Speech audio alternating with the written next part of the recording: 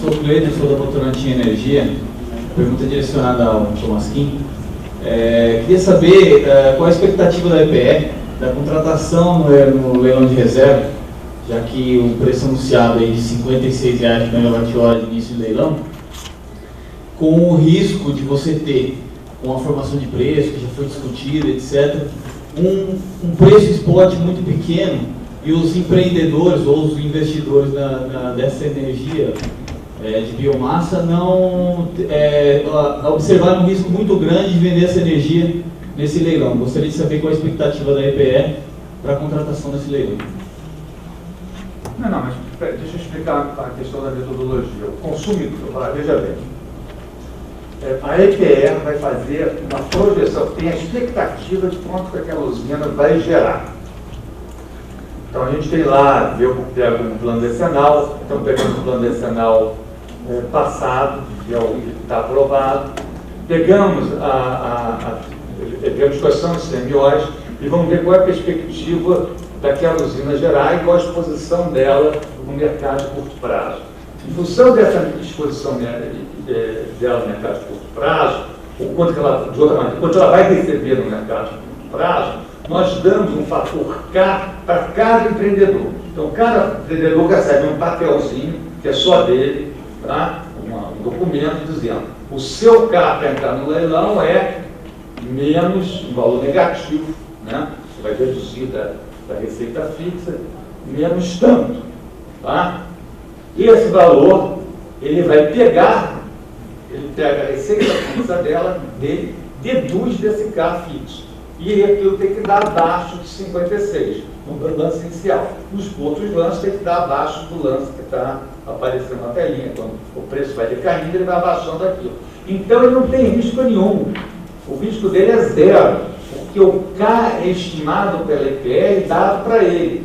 Ele gerando o preço do mercado spot sendo maior ou menor, o risco é do consumidor. Porque o consumidor, que a EPE, claro, não vai acertar 100%, a EPE pode errar para mais ou para menos. O que a EPE errou para mais ou para menos é o consumidor, que está pagando aquele encargo, que terá um benefício maior ou menor daquele previsto pela EPE. Mas o gerador tem risco zero. O gerador receberá mensalmente a sua receita fixa, faça chuva ou faça sol, ele receberá a mesma receita fixa, tanto o reservatório vazio ou cheio, tanto o preço do PLD a 30 ou a 500. Não importa. Para o investidor, o risco é zero. Ele recebe a receita fixa dele. Alfredo Ávila, da Trader, né? Gostaria de parabenizar primeiro o evento, por reunir essa pleia de palestradores, que é difícil ver juntos, né? Mas a tônica do evento hoje, eu vou ser rápido aqui,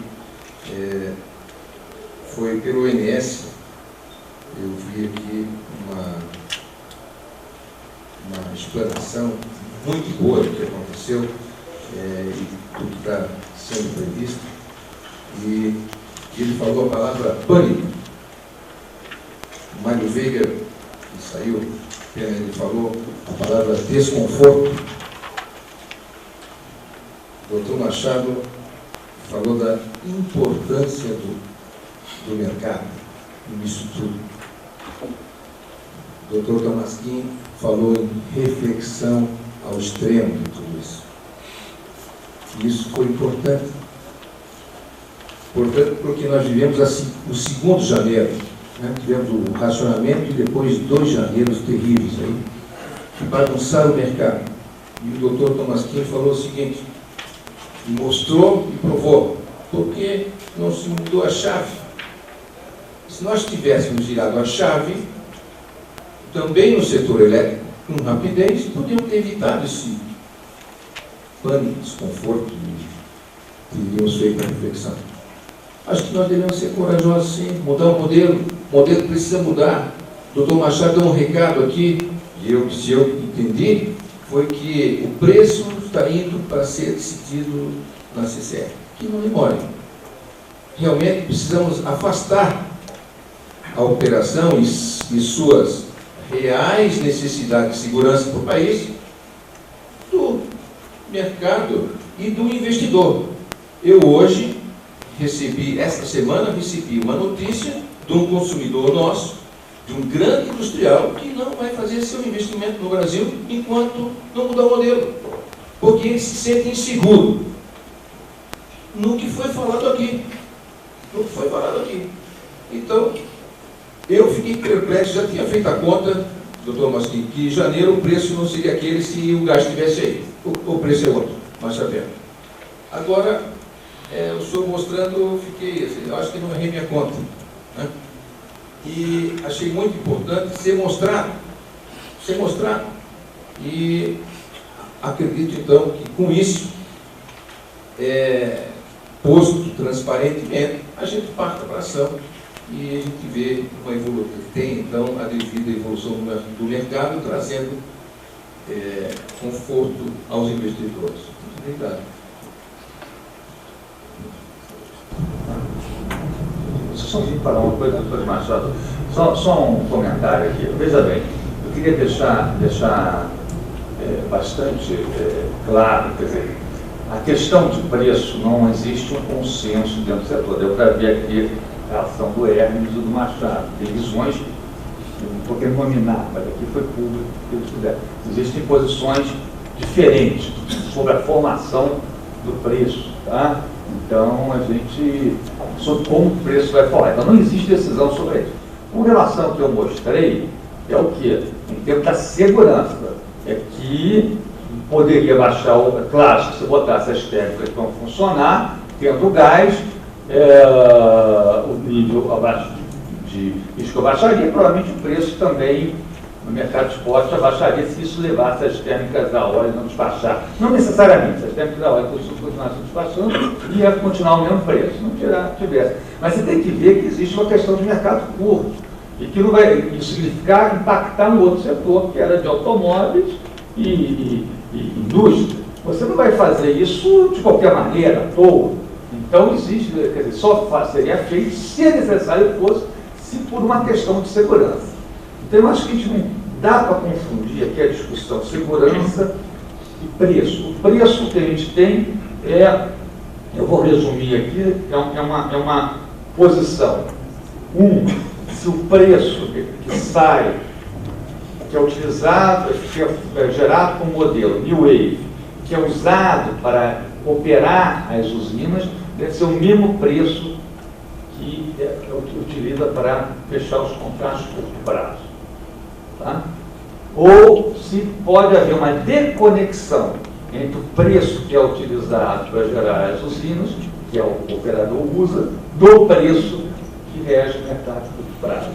E aí tem uma discussão teórica, conceitual e mesmo de papel monumental, que é a proposta do Machado, que não dá para se simplificar. E é claro que você vai ter interesses diferentes, mas tem que ser vista com muita cautela. Eu já ouvi bons argumentos para todos os lados, então acho que tem que ter muita cautela com isso. Acho que tem muito debate ainda para ser feito antes de se chegar a uma conclusão. Bom, só também vou fazer um comentário, também com os outros dois. Né? Enfim, mas a gente pode, claro, né, teremos outras oportunidades de debate, eu concordo com o Masquim que isso nós vamos ter que debater, mas é óbvio, né, se nós tivéssemos as térmicas do DEC, mesmo que não se girasse a chave, e considerado o preço era mais baixo. Nós não temos dúvida nenhuma quanto a isso, é técnico isso, né? Aliás, talvez tenha sido isso o problema de 2001, tinha um monte de energia de papel em 2001, e próximo do fracionamento o preço estava muito baixo, também é ruim. Enfim, tem que haver um sinal adequado do preço em relação ao nível de energia. Agora, o que o Valfrito falou é muito importante, na minha opinião. O investidor, ele não está acostumado com essa volatilidade. Um cara que, por exemplo, um grande industrial, né, ele não Para ele não interessa isso. O negócio dele é, sei lá, fazer aço, fazer automóvel, produzir, ou então uma grande rede de supermercado, ou, enfim.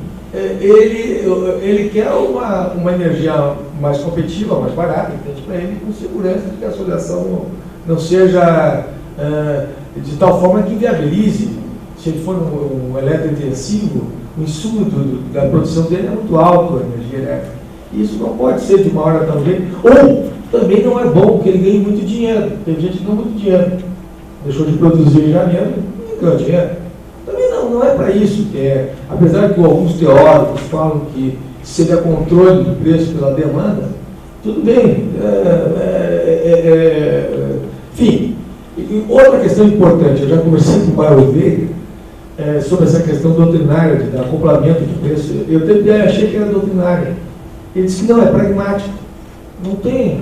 Até porque existem outras coisas que estão já acopladas no modelo. E ele cita, por exemplo, o PLD máximo e mínimo. No modelo dá um custo de déficit, mais ao custo de déficit. Enquanto que nós temos um PLD máximo que corta isso. O mínimo é a mesma coisa.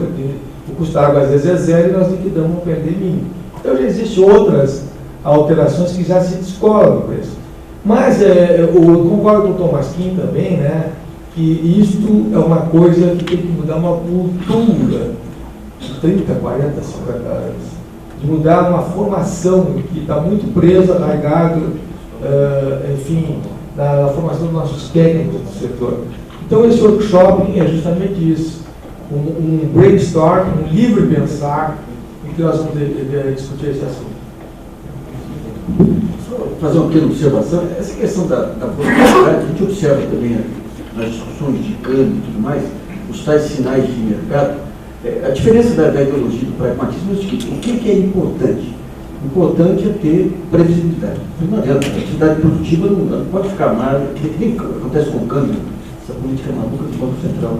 Então, as ferramentas de mercado, ou as intervenções, ou o planejamento estratégico, tem que ter como objetivo reduzir volatilidade. Ponto. Você tem ferramentas de mercado que ajudam a sinalizar melhor o futuro, saber se vai faltar, se não vai faltar, visa o quê? Reduzir volatilidade. Obviamente, reduzir custo, obviamente, que se reduz volatilidade. Mas essa questão dos sinais de mercado já chegou num patamar tão maluco que nós temos aí a maior crise desde 29, confiando especificamente em sinais de mercado. Bom, vamos com a última questão. Mais um comentário do que alguma outra coisa, já tenho falado isso há algum tempo. Eu acho que queria fazer um comentário do seguinte: a importância do sinal de preço para o consumo. O que a gente tem hoje é um sinal de preço. O preço foi a 500 e tanto, e a maior parte dos consumidores não sentiu isso, sentiu o mercado livre, que esse sente preço. O cativo não sente, vai sentir isso talvez daqui a algum tempo. O setor térmico, você tem essa característica, às vezes a energia está vertendo, o rendimento turbinário está barato. Você teria que aproveitar isso, aproveitar esse momento, e o eletrointensivo, que você falou, ter o sinal naquele momento, aumentar a produção dele e ter um produto mais barato e competitivo. Ao mesmo tempo que você tem um outro tempo em que a energia na operação está cara, é porque a energia está cara mesmo. Você não tem água, você não tem recursos, ela está cara. Então você tem que abaixar. Você teria que dar o sinal para todos os consumidores que aquele é o momento de segurar um pouco o consumo, de contribuir para o outro lado, é o demand side bidding que o pessoal fala. Isso tem que ter alguma forma no sistema. Hoje eu acho que o problema não é tanto o sinal do preço. Aliás, é o sinal do preço que não chega a todos os consumidores. O investidor, o consumidor, o empresário, ele vai ter a estabilidade no preço dele a partir do momento que ele fizer os contratos de longo prazo com uma quantidade de energia definida. Por exemplo, o mercado cativo hoje não tem, ele tem um contrato de demanda. O que ele consumir de energia vai ser repassado no meio da tarifa. Então, no momento de consumo, que você tem que segurar o consumo, você vê, às vezes você vê o consumo sendo aumentado. Em 2001, se a gente pegar o gráfico da carga, um pouquinho antes do racionamento, a carga aumentou muito, muito mesmo. Por quê? Todo mundo sabia que ia racionar. O que fizeram? Aumentaram o consumo dele. Alguma penalidade para esses consumidores? Nenhuma. Ajudou? Ao contrário, nós estávamos precisando reduzir. Até o tempo de decretar o racionamento, o consumo aumentou e nós ficamos numa situação pior ainda. Agora acontece a mesma coisa. Em janeiro, se você olhar a carga não diminuiu, a carga continuou no nível que estava, até subiu em alguns momentos. Não houve aquelas térmicas, continuou havendo geração excedente no MRE. Então, não houve a térmica não ocupou espaço das hidrelétricas. Tá? Então, eu acho que esse é um ponto, Machado, até para se refletir lá, que vai além só do acoplamento entre a operação e o preço. Eu acho que o preço serve para quê? Se é só para fechar o mercado de curto prazo, não tem sentido. Ele tem que ter um sentido mais amplo, ele tem que chegar a todos os consumidores, de forma que eles possam, de uma forma ou de outra, contribuir. Aproveitando os momentos em que o preço estiver barato, eles vão voltar a ser baratos, porque vai chover e a gente vai ter as coisas, e indicando e segurando na hora que o preço estiver caro. Então, esse era um comentário que eu gostaria de fazer. Muito obrigado. Bom, queria agradecer muito aos expositores, é um material riquíssimo aí para conversar a discussão através das comunidades de energia e passar para a segunda mesa. Muito obrigado, gente.